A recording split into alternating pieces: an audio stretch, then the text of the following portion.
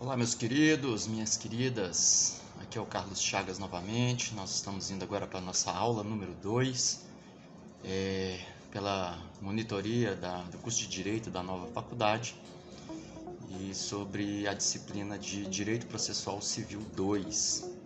Na aula passada nós vimos os princípios, de uma forma bem rápida, e hoje nós vamos tratar do início de um processo judicial, Então hoje nós vamos falar sobre ação. Vocês estão vendo aí, nesse quadrinho aí, eu sou péssimo para desenhar com essas canetas digitalizadoras, mas vamos que vamos, Então, na fase de processo, nós temos basicamente 4 fases nela, Nós temos, deixa eu pegar aqui uma caneta aqui para a gente fazer um desenho. Nós temos a primeira fase, que é a fase postulatória.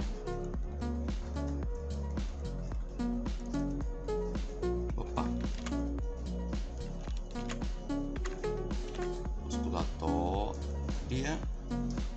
Depois temos a fase 2, que é a fase a gente chama de fase de saneamento.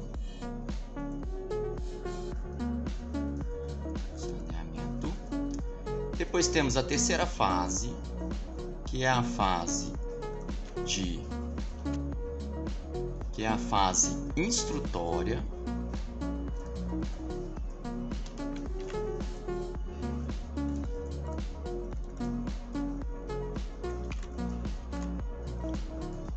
E depois a última fase, que é a fase número 4, que é a fase decisória. Hoje nós vamos tratar da fase postulatória, e mesmo assim não de forma exaustiva aqui nas nossas aulas de monitoria. Nós vamos ter que fazer mais aulas dela aqui. Mas percebam aqui abaixo, deixa eu ver se eu consigo puxar um zoom aqui, que talvez a letra não fique...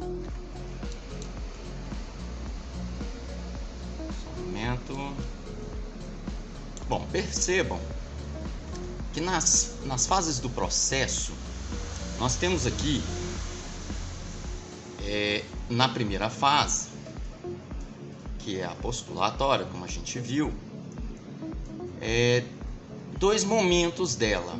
O primeiro momento, que é o momento da petição inicial, é onde a pessoa que se sente lesada no seu direito resolve ingressar uma ação para mover o poder judiciário da inércia em que ele se encontra, para que ele possa então analisar e julgar o seu pedido. Então, para que isso ocorra, você tem que fazer o processo de petição inicial, que a gente chama nessa aula de PI, para ficar mais fácil. E, consequentemente, o réu, uma vez citado, ele vai fazer a contestação. Então nós vamos ver aqui primeiramente a petição inicial, Lembrando que na fase postulatória você tem 2 momentos certos, ou pelo menos deveriam ser certos, O momento certo é a petição inicial. O segundo momento que deveria ser certo é a contestação, mas pode ser que a pessoa não faça a defesa. Entenda a contestação como sendo defesa. E você também tem um terceiro momento, uma possibilidade de terceiro momento, que é a reunião de conciliação. A gente vai ver isso também mais à frente. Bom, por critério no quesito petição inicial, nós temos aqui, primeiramente, no ingresso da ação, a petição inicial e a contestação. Da petição inicial, a gente tem os requisitos dela no artigo 319 do Código de Processo Civil. Quase que eu falei Código de Defesa Civil. Aliás, quase que eu falei Código de Defesa do Consumidor.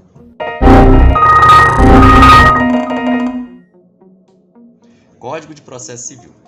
No 319, nos seus incisos, vocês vão perceber vocês vão ver aí no artigo 319 todo o parâmetro para que seja feita a petição inicial.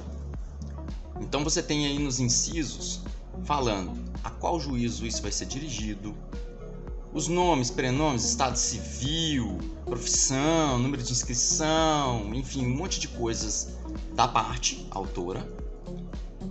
Depois você vai ter a parte dos fatos e fundamentos jurídicos do pedido. Depois você tem o pedido com suas especificações, é a parte que você vai colocar o pedido com suas especificações, o que você quer naquela ação. Depois você tem o valor da causa. Depois você tem no inciso 6, as provas com que o autor pretende demonstrar a verdade dos fatos alegados, ou seja, você vai anexar ali documentos que vão comprovar aquilo que você falou ali nos fatos e fundamentos. E por fim, a opção do autor se ele quer ou não realizar uma reunião de conciliação. Isso é facultativo à parte. Voltando aqui ao nosso quadro, então você tem aqui... Cadê a minha caneta? Você tem aqui o 319, que é importantíssimo na petição inicial. No 320, nós vamos ter aqui os documentos indispensáveis. Quando você vai anexar a sua petição inicial, vão ser exigidos alguns documentos. Esses documentos também são indispensáveis. No 321 do Código, você vai ver que existe um prazo. E aqui é muito interessante a gente prestar atenção, porque você tem um prazo de 15 dias para correções na petição inicial. Por quê? Acontece que às vezes a pessoa ingressa com a petição inicial e se esquece de um detalhe ou outro, esquece de anexar um documento, esquece de colocar um endereço, esquece de qualificar bem a parte ré. Então assim, o juiz ele dá prazos de 15 dias corridos, ou seja, o juiz proferiu hoje que você tem que fazer as correções, passa a contar no dia seguinte 15 dias para que você faça essas correções na petição inicial. E a gente tem que atentar ao parágrafo único, porque fala do indeferimento da petição inicial. Se você não fizer essas correções, o juiz pode indeferir a petição inicial. Então é muito importante a gente prestar atenção nisso. Com relação ao pedido em si, só um momento, deixa eu subir aqui um pouquinho.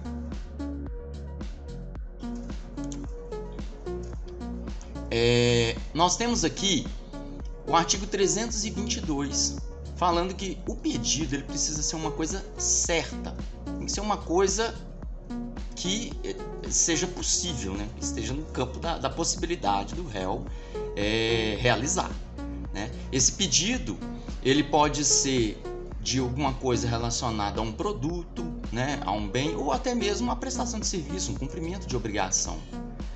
Eu sei que tem alunos que estão assistindo essa aula que não passaram por direito civil, nem mesmo direito das obrigações, nada disso, nem teoria geral do direito.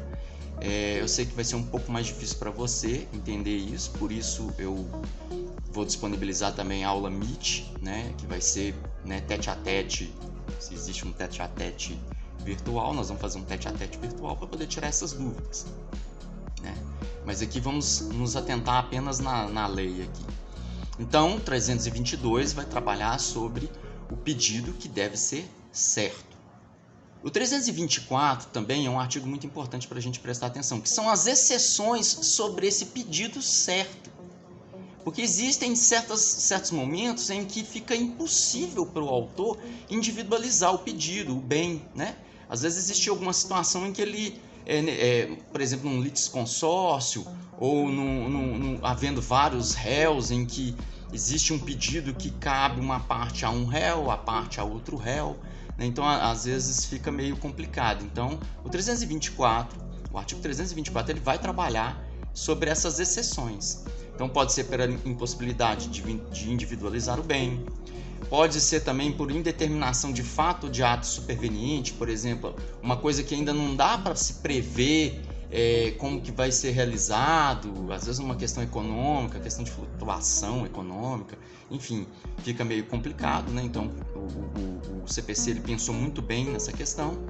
E também quando depender de ações do réu, às vezes é uma coisa que depende ali da ação dele para que seja efetivado o seu pedido, né? Então tem que atentar a essas exceções do 324.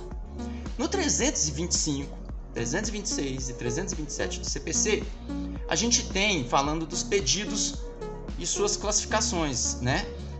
Às vezes você pode ter pedidos alternativos na sua petição inicial. Por exemplo, às vezes você quer que a pessoa te devolva o bem no estado que foi acordado de ser entregue ou o valor daquele bem. Então, percebam o ou. Eu tenho ou o bem ou o valor. É um exemplo de pedido alternativo. Você pode ter também pedidos subsidiários. Por exemplo, às vezes você está pedindo algo que antes daquilo ser feito precisa de outra coisa ser feita. Então, você vai dar atenção especial para aquele primeiro momento para que então pule-se para o segundo momento.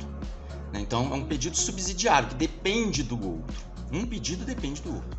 Ou pedidos cumulativos, né? Você pode estar pedindo várias coisas ao mesmo tempo, né? No 329, a gente tem também a possibilidade de reformulação dos pedidos da sua petição inicial. Que acontece? Às vezes você faz ali os pedidos e num dado momento você percebe que você esqueceu de algo. Se o réu ainda não foi citado, você pode reformular os pedidos sem o consentimento do réu, porque ele não foi citado, né? O juiz te permite isso. Isso é um procedimento que você tem ali, né, a possibilidade de exercer esse procedimento no seu processo, né, na sua petição inicial, no caso. Bom, então você tem a possibilidade de reformular pedidos sem o consentimento do réu antes dele ser citado. Uma vez citado o réu, você tem o direito de fazer a reformulação de pedidos, mas aí com o consentimento do réu. Então, assim, percebam que tem esse parâmetro, né? Nós vamos ver, né? Deixa eu ver se eu desenho aqui para vocês, né? Você tem isso aqui a gente vai ver nas próximas aulas, né? Você tem, deixa eu só localizar aqui. Você tem um momento da fase postulatória.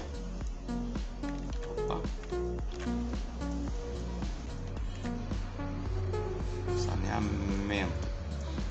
Então, o que acontece? No meio dessas duas fases, você tem o momento da citação do réu. Então, o que acontece? Nesse período aqui, enquanto o réu ainda não foi citado, você tem direito de reformular lá os pedidos da sua petição inicial. Mas, desse momento aqui em diante, só pode ser feito a reformulação dos seus pedidos na petição com o consentimento do réu. Então, a gente tem que prestar muita atenção nesses detalhezinhos aí, né, da questão da reformulação dos pedidos. Que acontece? Aqui a gente está vendo nessa aula, de uma forma bem simples, como que é a fase de ingresso da ação, né, da petição inicial. É o início. Isso não foi dado nas aulas do professor, mas eu achei interessante trazer aqui para vocês, para que a gente então termine aqui essa questão da fase da ação na próxima aula e depois a gente venha entrar de fato na contestação, que é onde começa mesmo o material do professor. Então, na próxima aula nós vamos trabalhar o finalzinho da questão da ação e, se der, né, a gente já entra na fase de contestação.